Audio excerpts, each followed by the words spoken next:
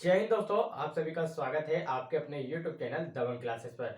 तो दोस्तों, जैसा कि आज देखा होगा आपने आबकारी एग्जाम में कि बहुलक, मौराक्का, मध्यिका, माध्य और परिसर तथा मानक विचलन और विचलन गुणांक और यहाँ पर जो आपका विचरण प्रसरण, इससे आपके क्वेश्चन पूछे गए हैं। और हर शिफ्ट में बात करें, फर्स्ट सेकेंड थर्ड, इन सभी शिफ्टों में लगभग कितने क्वेश्चन पूछे गए हैं? तो 4 से 5 क्वेश्चन पूछे गए। तो इसको हम देखेंगे कि इसको कैसे सॉल्व करना है। तो चलिए बता देते हैं यहाँ पर माध्य। तो अगर माध्य की बात करें तो माध्य क्या होता है? देखिए माध्य क्या होता है, अगर हमें माध्य हेरना है, कोई भी संख्या दी है उसमें माध्य हेरना है तो क्या होगा, देखिए एग्जाम्पल से समझेंगे तो हम ज्यादा बेस्ट रहेगा। हमने यहाँ पर क्वेश्चन भी लिया हुआ है, ये कोई अंक दिया है, अगर बोल दे इसका माध्य निकालना है तो माध्य कैसे निकालेंगे?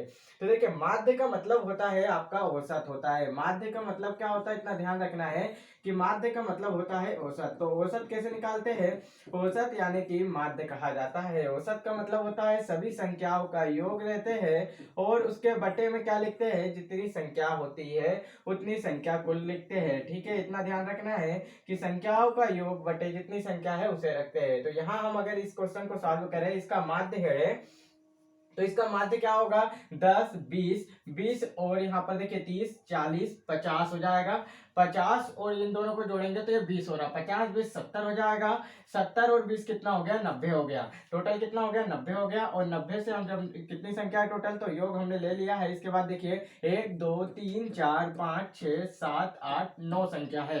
तो 9 संख्या है तो टोटल संख्या से भाग दे देंगे। तो देखिए अगर हम भाग दे तो कितना आ रहा है, यहाँ पर 10 आ रहा है। तो माध्य कितना निकल के आ रहा है, 10 आ रहा है। अगर इनका माध्य बोलते हैं तो माध्य का मतलब आप सभी को समझ में आ गया होगा कि औसत होता है। माध्य कैसे निकालते हैं, सभी संख्याओं का योग बटे में संख्या, सभी का योग ले लिया उसके बाद संख्या से भाग दे दिए तो माध्य 10 निकल आया। सभी को समझ में आया होगा कि माध्य किस प्रकार से निकलता है, हमेशा योग बटे संख्या होता है। चलिए नेक्स्ट की बात करें तो ये तो सभी लोग समझ गए होंगे। इसके बाद जैसे अगर यहाँ पर हम मान ले कि हमारा माध्य क्या निकला है, 10 निकला है, तो हम यहाँ पर माध्य रख देते हैं कि हमने जो प्रूफ करा है उसे यहाँ पर हमने रख दिए है कि माध्य क्या है, हमारा 10 निकल के आया था। हमने अभी जैसे देखा कि माध्य कैसे निकाला जाता है, तो माध्य के लिए हम संख्या का योग बटे संख्या लिखते हैं। तो ये माध्य निकल आएगा, तो माध्य हमारा 10 निकला। अब ये है यहाँ पर 10 माध्य निकला है। इसके अलावा देखिए अगर मध्यिका की बात करें, मध्यिका क्या होती है, तो मध्यिका भी इसी तरीके से देखिए, इसी में हम देखते हैं मध्यिका किसे कहते हैं। तो मध्यिका का मतलब होता है जो संख्या दी हुई है इसको या तो बढ़ते क्रम में लिख लीजिए या घटते क्रम में लिख लीजिए, तो वही मध्यिका कहलाती है। जैसे यहाँ पर देखिए हम अगर बढ़ते क्रम में लिखते हैं, ठीक है, बढ़ते या घटते क्रम में लिखते हैं, तो ये बढ़ते क्रम में अगर लिखे हम तो यहाँ देखिए सबसे पहले हम क्या लेंगे, 9 लेंगे। 9 ले लिए है, इसके बाद देखिए फिर कौन सा इससे बड़ी संख्या, हमने 9 को ले लिया तो क्रॉस कर दिए। इसके बाद देखिए एक और 9 आ रहा है तो हमने उस 9 को भी ले लिया और उसे भी क्रॉस कर दिए है। अब यहाँ देखिए 9 से बड़ा क्या है, 10 ही दिख रहा है। और 10 कितनी बार आया है, 1 2 3 4 5 बार आया। तो 5 बार हम क्या लिखेंगे, 10 को लिख लेंगे। 1 2 3 और ये 4 और ये 5 बार 10 को लिख लिया। अब देखिए इससे बड़ा क्या दिख रहा है आपको, 11 दिख रहा है। और 11 कितनी बार आया है, 2 बार आया है, तो हम 11 को लिख देंगे। तो देखिए यहाँ पर 11 लिख दिए है। अब इसमें क्या करते हैं, पहले हमको मध्यिका निकालने के लिए सभी को बढ़ते क्रम या घटते क्रम में जमा लेना होता है। इसके बाद जो बीच में संख्या आती है बस वही मध्यिका हो जाती है। बढ़ते या घटते क्रम में जाने का देखिए इधर से हम एक छोड़ेंगे तो इधर से भी एक छोड़ देंगे, इधर से एक छोड़ेंगे इधर से भी एक छोड़ देंगे, इधर से भी एक छोड़ेंगे इधर से भी एक छोड़ देंगे, इधर से भी एक छोड़ेंगे इधर से भी एक छोड़ देंगे। बीच में क्या आया, हमारा 10 आया है। तो ये 10 क्या हो गई, इसकी मध्यिका हो गई। तो यहाँ पर देखिए मध्यिका भी कितनी हो गई, 10 हो गई। और माध्य भी कितना हो गया, हमारा 10 हो गया है। तो यहाँ आपको समझ में आया होगा। अब देखिए ये ऐसा था कि यहाँ पर क्या हो रहा है, इधर भी 4 संख्या छूट जा रही है, इधर भी 4 संख्या छूट जा रही है, टोटल 9 संख्या है। अगर 10 संख्या आ जाती, अगर 10 संख्या आ जाती, माना कि यहाँ पर जैसे 9 9 और इसके बाद देखिए 10 लिखा है, 10 लिखा है, फिर 10 लिखा है। यहाँ पर अगर 2 संख्या बच जाती, जैसे कि हम डायरेक्ट समझा दें, यहाँ पर अभी एक संख्या बच रही है तो उसका मध्य का निकल जाए। अगर बीच में 2 संख्या बच जाए, जैसे 10 और 8, 2 संख्या बच गई, तो इन दोनों का योग करना है। ठीक है, कोई भी संख्या यहाँ पर बच जाए बीच में तो उनका योग, दोनों का योग करना है और 2 से भाग दे देना है। ठीक है, उन दोनों का योग करके 2 से भाग दे देंगे। मतलब अगर ये संख्या होती है वहां पर तो 2 से भाग देते तो 9 हो जाता। ठीक है, अगर 10 एक और 10 ना होता, 8 होता, तो दोनों का योग करना है और 2 से भाग दे देना है, तो वही क्या हो जाएगी, उसकी मध्यिका हो जाएगी। तो देखिए हमने इस क्वेश्चन से मध्यिका और माध्य सीख लिया है चलिए अगर नेक्स्ट देखते हैं, नेक्स्ट यहाँ पर जैसे मध्यिका भी हमारी क्या आई है, 10 आई है। अगर बहुलक की बात करें तो बहुलक कैसे निकालते हैं, देखिए बहुलक कैसे निकालते हैं तो यहाँ ध्यान से समझिए। बहुलक का मतलब होता है जो अंक ज्यादा बार आया हो। तो यहाँ देखिए अगर बात करें 9, तो 9 कितनी बार आया, 1 और 2 बार आया। 9 कितनी बार आया, 2 बार आया हुआ है, ठीक है। जो अंक ज्यादा बार आता है उसे बहुलक कहते हैं। और 10 को देखिए, 10 कितनी बार आया, टोटल 5 बार आया। 10 कितनी बार आया है, 5 बार आया है। और यहाँ पर देखिए 11 कितनी बार आया है, तो 11 आपका आया है 2 बार। तो अगर बहुलक का मतलब क्या होता है, जो बहुत ज्यादा हो, जो अंक बहुत ज्यादा हो। तो 10 यहाँ पर कितनी बार आया, सबसे ज्यादा बार आया, मतलब 10 कितनी बार आया, 5 बार आया। तो क्या हो जाएगा इसका बहुलक 10 हो जाएगा। तो बहुलक भी क्या हो जाएगा इसका, 10 हो जाएगा। सबसे ज्यादा बार जो आएगा वो उसका बहुलक हो जाएगा। चलिए यहाँ पर देखिए बहुलक की बात करें तो बहुलक आपका कितना हो गया, 10 हो गया। अब देखिए कभी कभी क्या होता है, बहुलक बराबर से मध्यिका और माध्य, ये फार्मूला भी बहुत इंपॉर्टेंट है। तो ये पूछा जाता है कभी कभी व्यापक के द्वारा कि बहुलक को कैसे ज्ञात करें। तो यहाँ पर क्वेश्चन क्या बोलता है कि आपको मध्यिका दे दे, ठीक है। मध्यिका यदि उसने 8 दे दी, ठीक है। क्वेश्चन में क्या बोलेगा कि मध्यिका आपको कितनी दी गई है, 8 मध्यिका दे दी गई है। और माध्य जो दिया गया है, माध्य आपको दे दिया गया है 5, ठीक है। माध्य कितना दे दिया गया, 5। तो अब बहुलक ज्ञात कीजिए। अब यहाँ पर तो आप ये नहीं देख सकते कि कौन सबसे ज्यादा बार आया है, यहाँ पर तो डायरेक्ट दिया है कि मध्यिका इतनी है और माध्य इतना है। तो यह फार्मूला काम आता है 3 गुणा मध्यिका। तो मध्यिका कितना दिया है, 3 गुणा 8 हो जाएगा, माइनस यहाँ पर 2 गुणा माध्य। तो 2 गुणा माध्य कितना दिया है, 5 दिया है। ये हम बहुलक निकाल रहे हैं। तो कितना हो जाएगा, 8 3 24 और माइनस में 10 हो जाएगा। तो हमारी यहाँ पर बहुलक कितना निकल आएगा, 14 बहुलक इसका निकल आएगा। तो ये क्या हो जाएगा, राइट हो जाएगा। तो इस तरीके से भी किया जाता है। अगर यहाँ पर माध्य और मध्यिका दे दे, तो यहाँ पर माध्य और मध्यिका दे दिया और बहुलक निकालने के लिए बोले तो कितना हो जाएगा, 14 हो जाएगा। अब परिसर का मतलब क्या होता है, परिसर यानी रेंज का मतलब क्या होता है, तो ये भी एग्जाम में पूछा जाता है। तो देखिए परिसर का मतलब क्या होता है, तो परिसर का मतलब जो आपको यहाँ पर एक सीक्वेंस में अक्षर यानी कि अंक दिए हैं, तो सबसे बड़ा अंक और सबसे छोटे अंक का अंतर। तो देखिए सबसे बड़ा अंक इसमें आपको क्या दिख रहा है, 11 दिख रहा है। तो 11 ले लेंगे और सबसे छोटा अंक 9 दिख रहा है। तो इन दोनों का जो अंतर होगा वही क्या होता है, उसका परिसर या रेंज होता है। तो इसका परिसर या रेंज क्या हो जाएगा, 2 हो जाएगा। तो यही पूछा जाता है कि इसका परिसर बताइए या इसका रेंज बताइए। तो इस तरीके से आपको सीरीज दे देगा और इसमें पूछेगा कि इसका रेंज क्या है या परिसर क्या है। तो आपको सबसे बड़ी संख्या लेना है और सबसे छोटी संख्या उसका अंतर लेना है। तो वही क्या हो जाएगा, परिसर यानी रेंज हो जाता है। तो यही एग्जाम में पूछा जाता है। तो देखिए परिसर यानी कितना हो जाएगा, 2 हो जाएगा। सबसे बड़ी संख्या और सबसे छोटी संख्या का अंतर आपको इसमें बताना था। चलिए नेक्स्ट देखते हैं। नेक्स्ट हमसे यहाँ पर पूछा गया है जैसे वेरिएंस और मानक विचलन, ये दोनों एक दूसरे से संबंधित है। तो इन्हें जरूर ध्यान से समझना है आप लोगों को। देखिए इसको निकालने के लिए क्या किया जाता है, विचलन, प्रसरण या वेरिएंस जिसे कहा जाता है। इसके 3 नाम होते हैं। तो इसको निकालने के लिए ध्यान से यहाँ समझिए। जो आपको अंक दिए गए हैं, जैसे वहां पर देखिए अंक आपको यहाँ पर क्या दिया गया है, जैसे यहाँ पर अंक दिया गया है ये सभी। तो इसमें क्या करते हैं, कभी भी यहाँ पर देखिए जो वेरिएंस यानी प्रसरण निकालना होता है, वेरिएंस यानी प्रसरण निकालना होता है, तो इसे कैसे करते हैं, इसे आपको ध्यान रखना है कैसे किया जाता है। तो इसका एक फार्मूला होता है, जो माध्य है ना, माध्य से सभी संख्याओं को तुलना करना है। जैसे हमारा माध्य पहले निकालना है, इसमें जितनी भी संख्या माध्य से कम या ज्यादा हो बस उनका वर्ग करते जाना है। तो देखिए माध्य 10 निकल आया है, 10 में से हम क्या करेंगे, 10 को घटाएंगे तो कितना बचेगा, 0। तो 0 का वर्ग कर देना है प्लस। यहाँ पर देखिए फिर 10 में से 10 घटाएंगे तो 0 बचेगा, तो 0 का वर्ग कर देंगे प्लस। यहाँ पर देखिए फिर उसके बाद क्या करेंगे, 0 में से 10 में से 1 9 घटाएंगे कितना बचेगा, 1। तो 1 का वर्ग 1 हो जाएगा। इसी तरीके से 10 में से 10 घटाएंगे तो 0 का वर्ग हो जाएगा, फिर 0 का वर्ग हो जाएगा। और यहाँ पर देखिए फिर 1 का वर्ग हो जाएगा ना, फिर 1 का वर्ग हो जाएगा, फिर यहाँ पर 0 का वर्ग हो जाएगा, फिर कितने का हो जाएगा, 1 का वर्ग हो जाएगा, फिर यहाँ पर 1 का वर्ग हो जाएगा। तो इस तरीके से इसे करना है, ठीक है। कैसे करना है, इस तरीके से इसे करना है। यहाँ पर देखिए अब ये सभी को निकाल लेना है। क्या करना है, सबसे पहले इन सभी को निकाल लेना है और फिर टोटल जितनी संख्या है सभी संख्या से भाग दे देना है। नीचे टोटल जो संख्या होती है उससे भाग दे देना है। टोटल संख्या कितनी हमने निकाल लिया है, 9 टोटल संख्या है।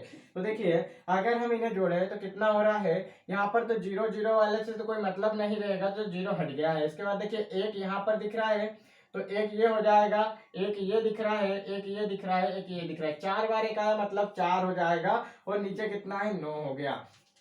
तो हमारा प्रश्न क्या निकला है, यहाँ पर प्रश्न जो है वो हमारा 9 निकल आया है। ठीक है, यही पूछा गया था प्रश्न कैसे निकालना है। तो सबसे पहले माध्य हेरना है, माध्य के बाद जितनी भी संख्या है सभी को घटा के या प्लस करके, मतलब माध्य से सभी को घटाना है, जो भी आएगा बस उसका वर्ग करके ऊपर लिखना है और ऐड कर देना है और यहाँ पर टोटल संख्याओं से भाग दे देना है, तो प्रश्न निकल आएगा। ठीक है, तो प्रश्न क्या निकल के आया हमारा, जो प्रश्न है वो 4/9 निकल के आया है। अब प्रश्न निकल आया तो प्रश्न और मानक विचलन ये दोनों एक दूसरे से संबंधित होता है, क्योंकि मानक विचलन बराबर से सूत्र क्या होता है, जो मानक विचलन होता है इसके बराबर से सूत्र होता है करनी में प्रसरण होता है। क्या होता है, करनी में प्रसरण होता है, ये इसका फार्मूला है और हमेशा ये प्लस में होता है, क्योंकि ये मोड के अंदर होता है तो हमेशा जो भी उत्तर आएगा वो माइनस में भी होगा तो प्लस ही होना है। ठीक है, यहाँ पर देखिए अगर हम प्रसरण को रखें तो प्रसरण हमारा कितना निकला है, 4/9 निकला है। तो इसकी जगह 4/9 रखेंगे तो करनी में देखिए 4/9 है, तो जब बाहर निकालेंगे तो क्या होगा, 4 पता है कि 2 का वर्ग होता है और 3 कितने का होता है, 9 का होता है। तो देखिए ये क्या निकल आएगा, इसका मानक विचलन जो निकल के आएगा हमारा 2/3 हो जाएगा। ठीक है, यहाँ पर ध्यान रखना है इन दोनों से क्वेश्चन पूछा जाता है, प्रसरण और मानक विचलन। कभी कभी क्या दे देता है, जैसे प्रसरण की वैल्यू दिया है 144, तो आपको क्या बताना होता है, मानक विचलन कितना होगा, तो 12 हो जाएगा, क्योंकि हमें करने के अंदर जब रखेंगे तो ये कितना हो जाएगा, 12 बाहर निकल के आएगा। ऐसे ही बस इसी तरीके से देता है कि मानक विचलन आपको 12 दिया है तो प्रसरण क्या होगा, तो 144 हो जाएगा। कितना हो जाएगा, 144 हो जाएगा। बस आपको इतना ही कन्वर्ट करते आना चाहिए और कुछ नहीं आना चाहिए। बस अगर आपको व्यापक का एग्जाम क्लियर करना है तो ये तो सीखना ही पड़ेगा।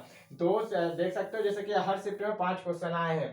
और विचलन गुणांक की बात करें, देखिए ये कितना आया हमारा, 2/3 आया है। हमेशा ये बस इतना ध्यान रखना है, जो मानक विचलन होता है इसका वर्ग कर देंगे तो प्रसरण हो जाएगा, और जब इसका जो प्रसरण दिया है उसका हम वर्गमूल कर देंगे तो क्या निकल आएगा, हमारा मानक विचलन निकल आएगा। ये दोनों में बस वर्ग और वर्गमूल करने का लफड़ा है, बाकी और कुछ नहीं है। इतना कर दोगे तब हो जाएगा क्लियर। अब देखिए हमें क्या दिया गया है, विचलन गुणांक दिया गया है।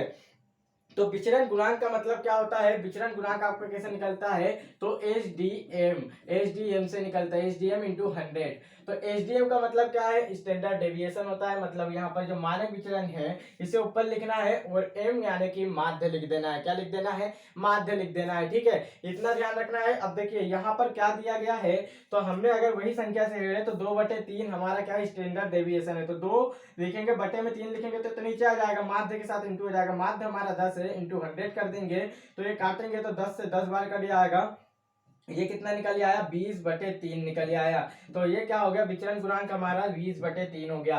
तो देखिए इस तरीके से यहाँ पर हमने सभी क्वेश्चन को, यहाँ पर जैसे माध्य बोले तो माध्य के लिए सभी को सिखा दिए। माध्य में क्या होता है, औसत की तरह होता है, सभी संख्याओं का योग बटे कुल संख्या रखते हैं।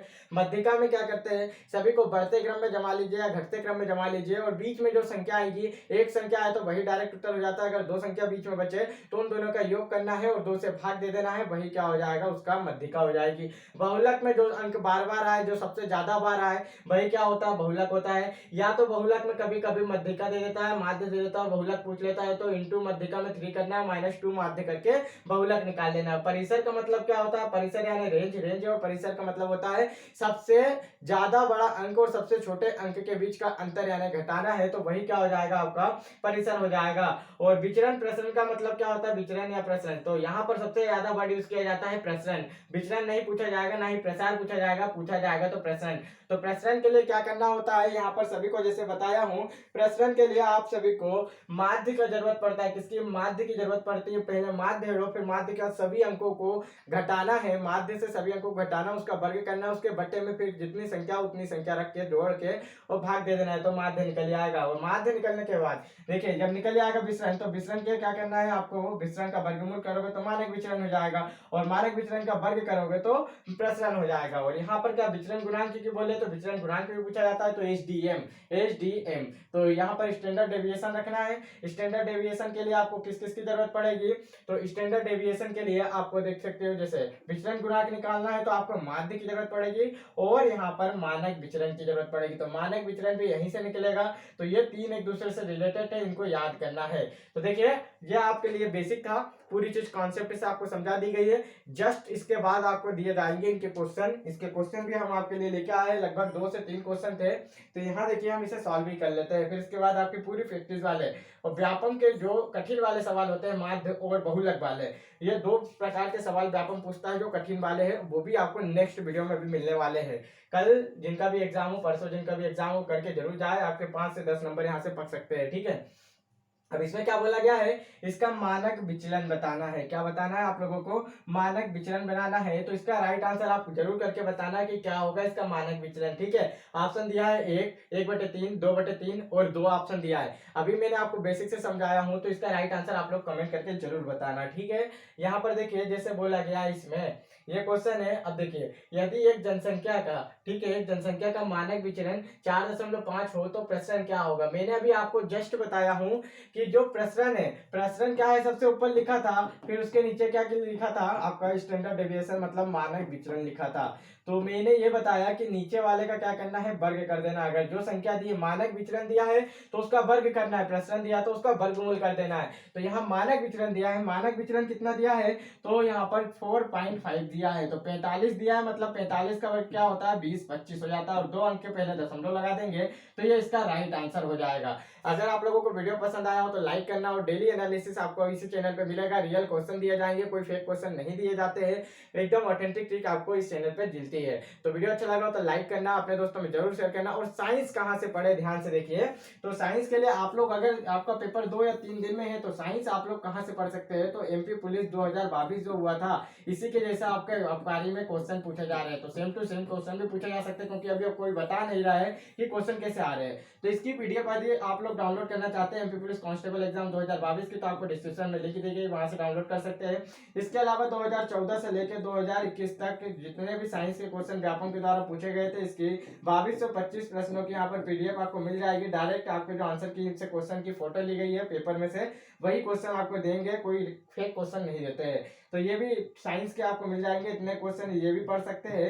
इसके अलावा एमपी जीके तो देखिए यहाँ पर 1250 प्रश्नों की पीडीएफ इसी वीक में पूछी गई है, तो इसको भी ले सकते हैं। रीजनिंग मैथ की पीडीएफ भी आपको एमपी पुलिस कांस्टेबल 2022 की मिल जाएगी, तो वहां से आप लोग डाउनलोड कर सकते हैं। हिंदी की यदि आप लोग पटवारी या फॉरेस्ट की तैयारी कर रहे हो तो हिंदी की भी पीडीएफ आपको मिल जाएगी। इसके अलावा कंप्यूटर की पीडीएफ भी मिल जाएगी। देखना आप सभी को यहाँ पर पीडीएफ मिल जाएगी। तो आप लोग साइंस के लिए सबसे बेहतर है कि एमपी पुलिस कांस्टेबल 2022 और साइंस के 2225 प्रश्नों को जरूर हल करके देखिए। वीडियो अच्छा लगा हो तो लाइक करना, अपने दोस्तों में जरूर शेयर करना। जय हिंद दोस्तों।